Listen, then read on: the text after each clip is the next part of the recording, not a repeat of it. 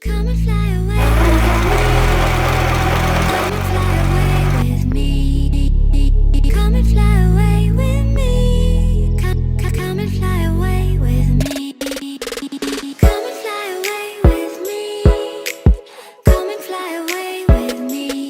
Come and fly away with me. Come and fly away with me. Come and fly away with me. Come and fly away with me.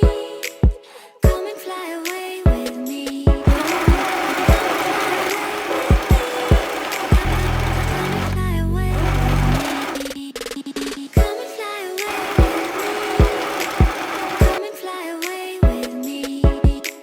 Come and fly away with me. Make sure when you're sewing the scrunchie, you leave a center in the middle so you can pull the fabric. So don't forget, so when you're using the sewing machine, leave a section so you can pull the fabric, and it should look something like this. Now I'm gonna put connect this inside of this and until I find the other end, and it should look something like this. So what I'm gonna do is I'm going to tie it. After I'm done tying it, then I'm gonna finish and hand sew it, and it should look something like this. How beautiful is that? So guys, thank you so much for watching. Hope you guys enjoy this. Come and fly away.